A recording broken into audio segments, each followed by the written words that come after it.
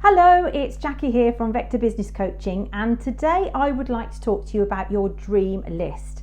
Even if you've only been in business for a very short amount of time, you'll know that all customers are not equal. Certainly not in our weddings. We have those brides who are a bit of a bridezilla, we have the brides who want to dot every I and cross every T, and then we have the others that are so laid back that they just let us get on with it. But fortunately, most of them are great. On the other hand, there are different types of customers who are also different in terms of what they spend with you. There's some who buy quicker, some who buy more frequently, some who like to spend more, some that are just less hassle or nicer people, let's be honest. Those are your dream customers. Now, if it were possible to have all of our customers like that, we'd be really happy, wouldn't we? And quite possibly quite wealthy as well. So why don't we target these people? That's a really good question. You need to target them. You need to target them constantly and relentlessly and get them from not knowing who you are to knowing who you are to building a business relationship with them so that they then would only choose you to do business with in your sector. So today I'm just going to give you a 5-step plan to help you to build your dream list and actually get that relationship in a position where you are the obvious person for them to buy your product or service. So number one, that is to identify your dream list. So think about who those people are, not just the companies they work for, not just the companies you want to build associations with, but the actual people in those companies that you think you need to speak to.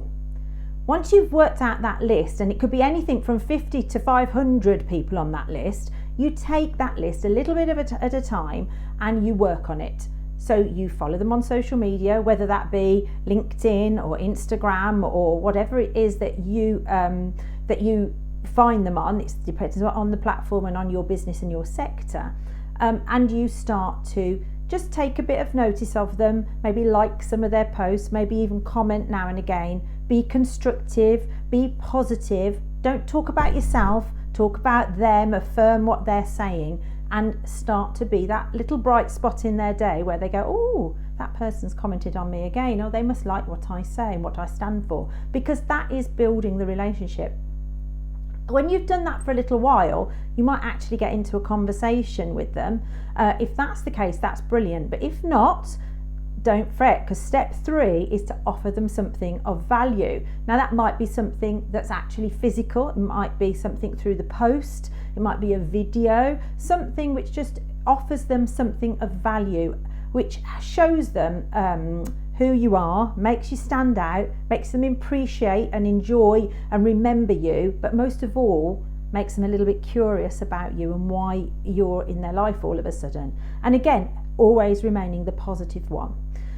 Number 4, you need to follow up that piece of value that you've sent. So if you sent them something in the post, you need to plan carefully how you're going to follow that up. We all know that follow-up is absolutely key in all modes of business, but particularly if you've sent something that's specific to somebody, you need to follow up with them, you need to have a chat with them and work out the next steps. Don't mess it up at this point. This is the bit which is really important, planning a careful sequence.